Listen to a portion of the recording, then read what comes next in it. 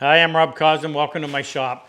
I'm going to show you how to make a mortise and tenon joint. Slight modification. We actually call it a bridal joint, but a lot less work than a regular mortise and tenon. I'm going to show you how to do it with both hand tools and power tools. Stay with me. I'm Rob Cosman, and welcome to my shop. We make it our job to help you take your woodworking to the next level. If you're new to our channel, be sure to subscribe, turn on that notification bell, and don't forget to turn on the notification on your mobile device so you'll know every time we release a new video. Good? All right, back to the bench. So the first question to both ask and answer is, where would I use this? So here's a cabinet door off of one of the shop cabinets, and there's your bridal joint on all four corners. Now, why do I use it? Well, as I mentioned already, it's really easy to make. It's quite easy to glue, unlike a mortise and tenon, which is not always as easy. And if you think about it, you have a lot more glue surface. In fact, I'm going to compare it to a mortise and tenon. I'll use this as the example. And I think you're going to come away thinking, wow, why would I ever cut a mortise and tenon? So there's your bridal joint taken apart. And with power tools, it's a really fast joint. With hand tools, it's a little more complicated. But if you think about it, how is this different from a mortise and tenon? Well, if you were making a door and you had a mortise on the end, you couldn't come this close to the end. You'd have to stop back about here. You have to have enough connective tissue to prevent that from breaking. Now you're going to chop a mortise, and that in itself is somewhat, not complicated, but it's timely. You don't want to go all the way through.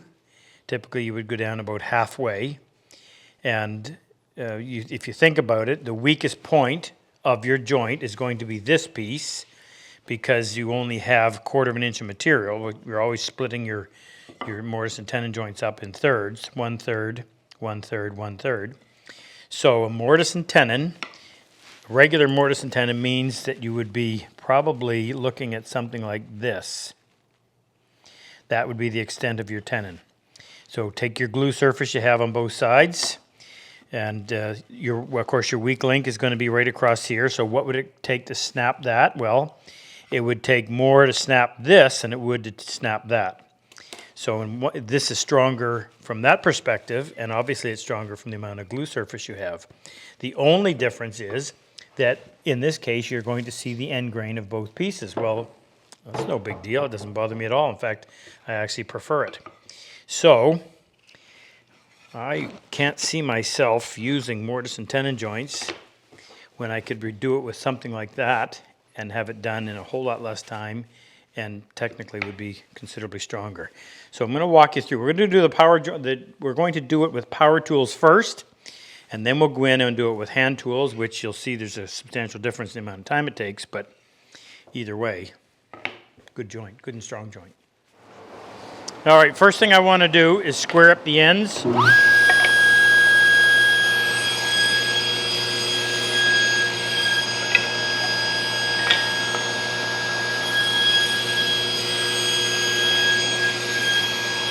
Now, while I still have the sled, I want to cut the shoulders.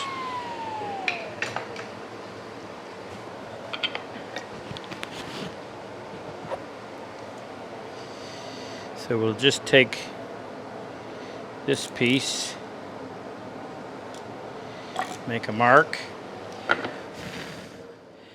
set that on there. I want them both to be the same, so I'll use a stop.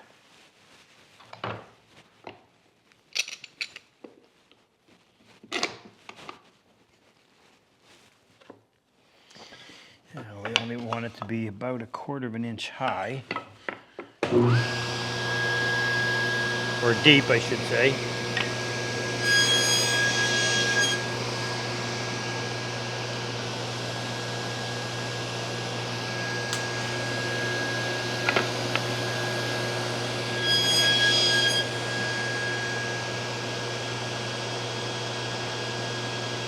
Okay. Do it on both sides.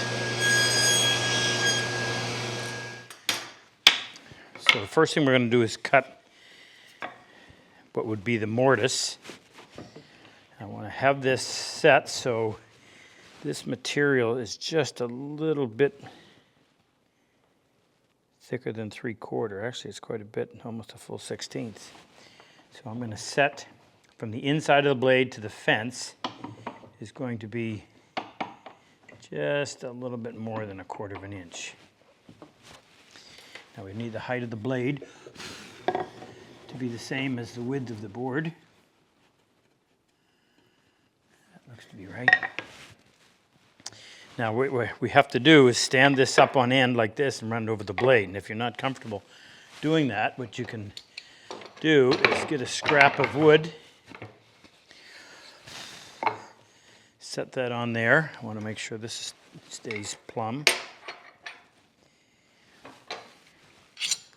And using a clamp,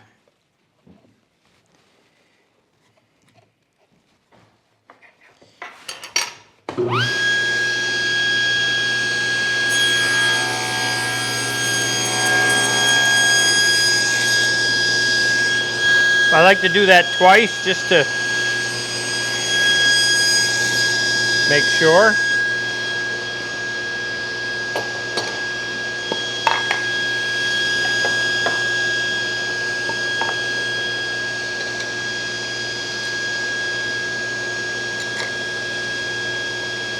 I don't typically do this unless it's a really tall piece that's hard to control. Been doing it long enough that I can control it just without this.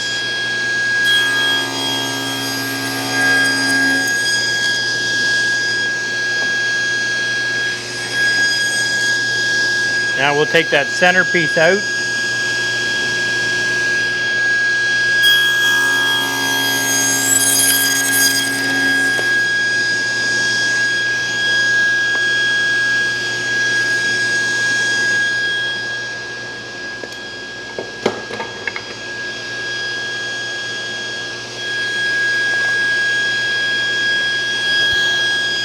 When we do this, we want to cut on the outside so that that piece isn't getting, it's just going to fall away. If you do it on the inside, that gets trapped and becomes a bullet. I'll shut this down. Now what I'm going to do to try to get this as close as possible is set the fence so that this area right here, I'll point with this area right here is in line with the inside edge of the tooth on that blade. And if anything, I want to err on the fat side so that I can adjust it.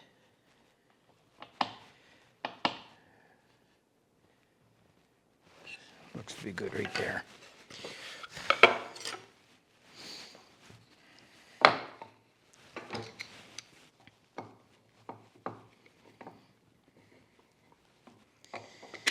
Chose a clamp a little bigger than I needed.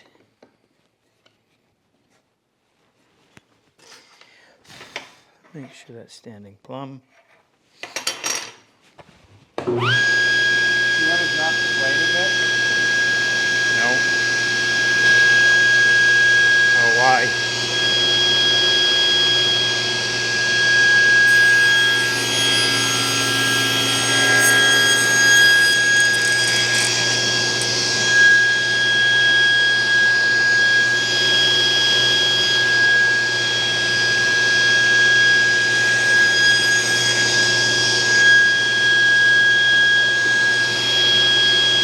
I'm adjusting that blade just ever so slightly till we get that corner. I wouldn't want to have a curve showing there.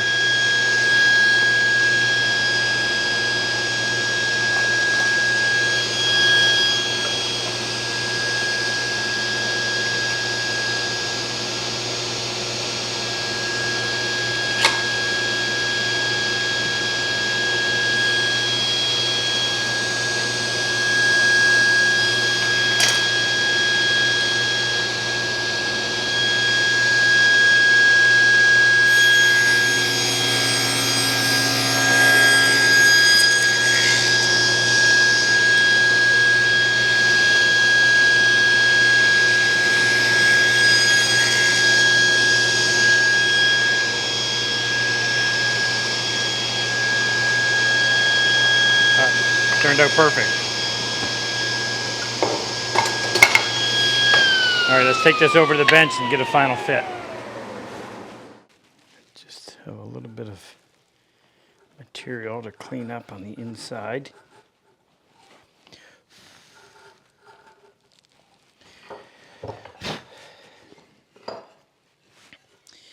Now, I also want to make sure we've got this clean.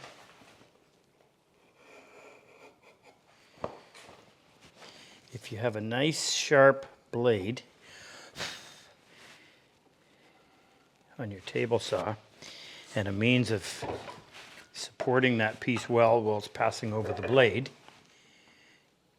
you'll end up with a really good finish on that cheek.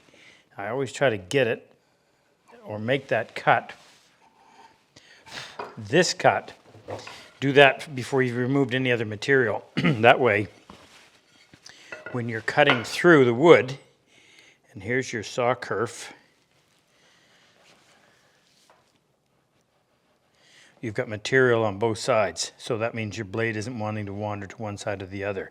If you remove all this material and then go in and try to take the surface of the tenon off last, the blade has no resistance on this side, now as it wanted to drift just a little bit. So if you can get that first cut right, while there's still material on both sides, you're always going to get a better finish. Now we put those two together, clamp that down, and we end up with a good fit. And that's about what you want right there. That's not too tight, yet they're actually touching, so you're going to get good glue contact. Okay, now the trick is, how do we do that same joint with hand tools? And of course, if we were doing doors, we would go through and we would cut all the pieces at once to minimize the number of times we have to adjust our setup on the table saw. We'll set this for the width of the piece. Hey, if you like this video, we have more. Our newsletter has subscriber-only content, monthly discount on tools, and anything we bring out that's new, subscribers get first crack at it. Click on the link below. Let's get back to work. We're just going to put a mark right here in the middle.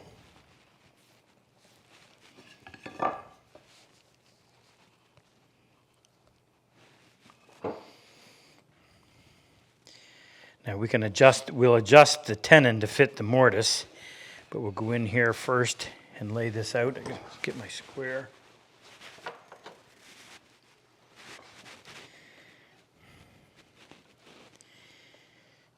So we're a little stronger than 3/4, so I'm going to set it right about there. So I'm going to set my gauge. Referencing off of the opposite side so that I get a nice square edge on the part that's going to show.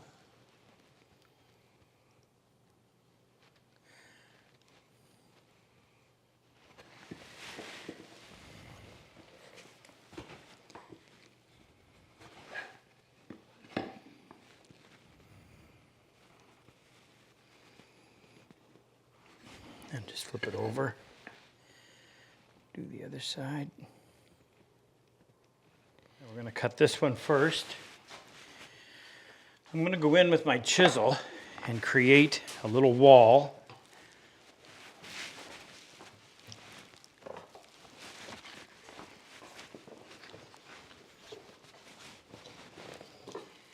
To saw against.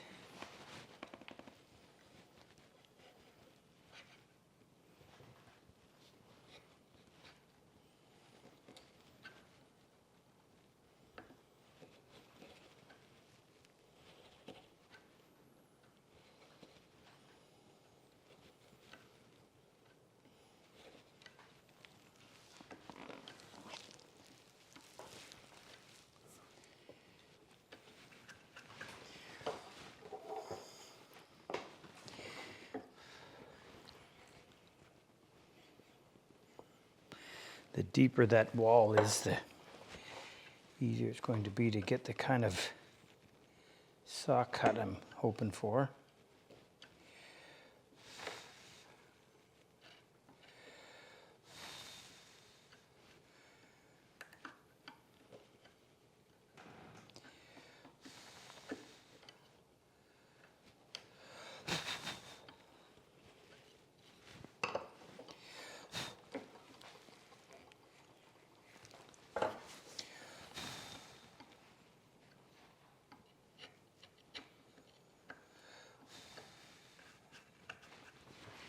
I'm going to do the other side while I'm at it, just because I don't want to have the flex that would occur once you've cut down through there.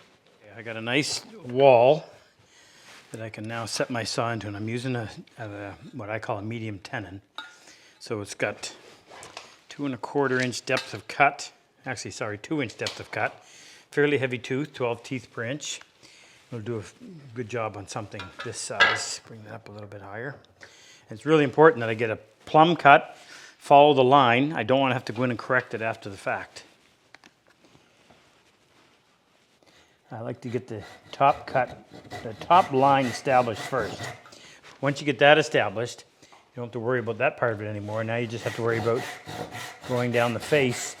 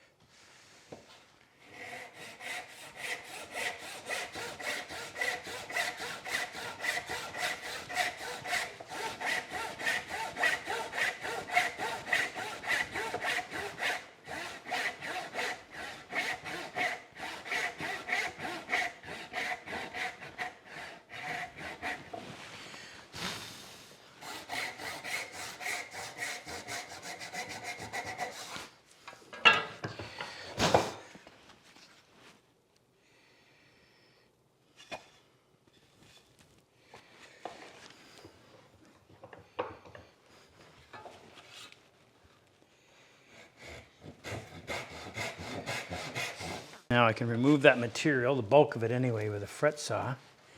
Let's get down to the bottom.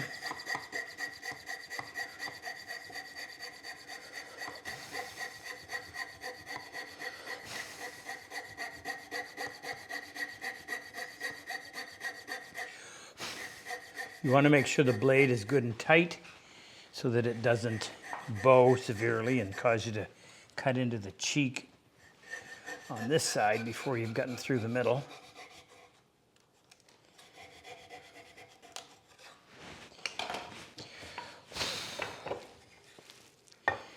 Now we'll chop the balance of it.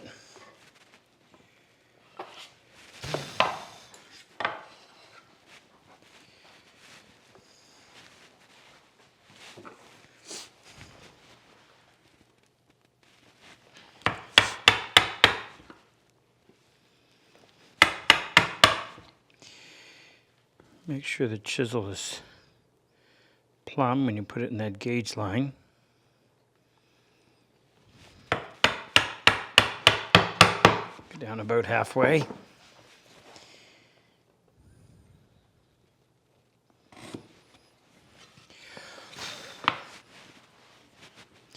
Now when I'm that far away from the line, I always want to cut back some of the material before I put the chisel in the gauge line, for the simple reason that if you don't, the pressure on the bevel side of the chisel caused by the waste may very well push your chisel tip beyond the gauge line. Now I just got to reset this.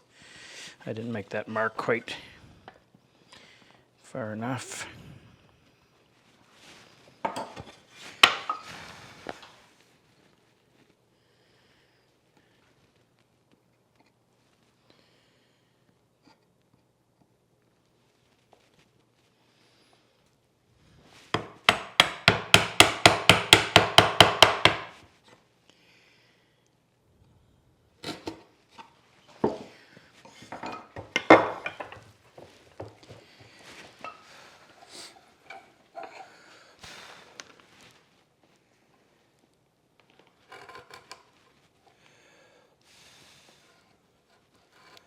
Make sure that's good and clean.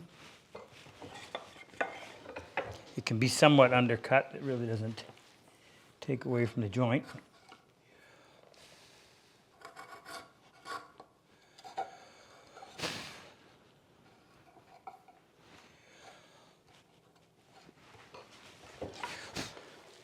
Okay, make sure those corners are nice and clean. Got just a little bit on this side to clean up.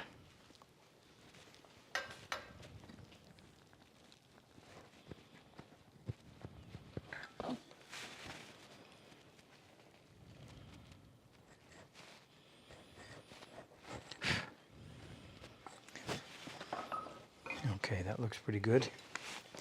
Set my marking gauge for the width.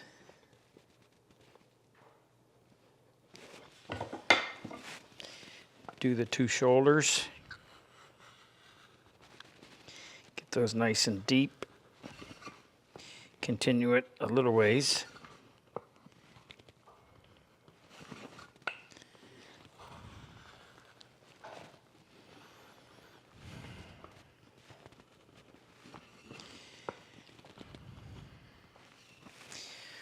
Now, I'll set this off of the one that we're actually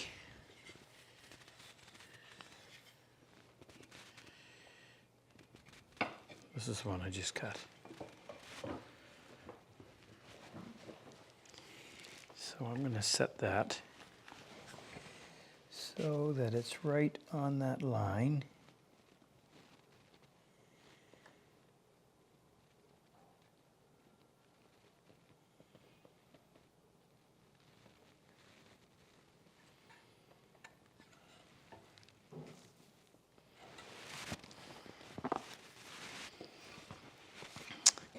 Then scribe up, across, and down.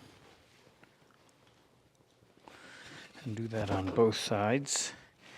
Marking gauge is positioned so that the square cut from the cutter is attached to the piece we keep, and the bevel is in the waist.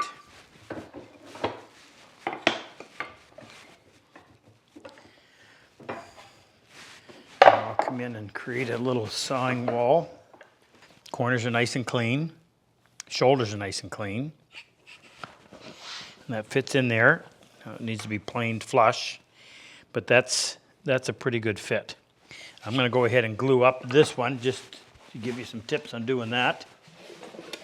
Okay, I got a couple of clamps and I got a couple of scraps.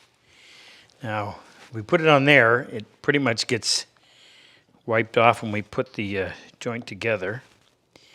So what I'll do is put it on the inside of here. Not that that's going to be a whole lot better, but a little bit.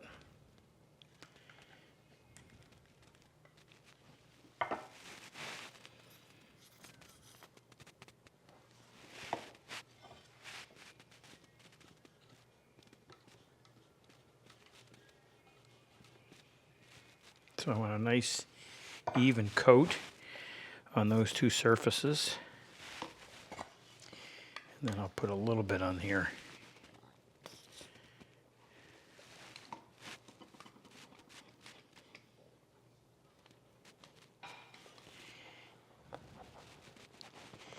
Put that joint together.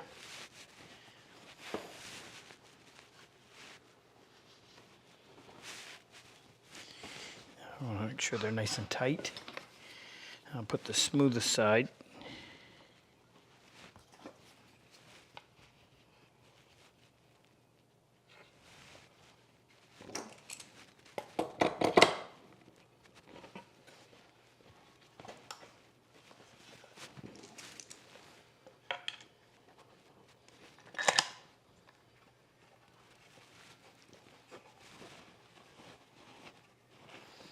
Give that 25, 30 minutes in the clamp, flush it up, and you got a good strong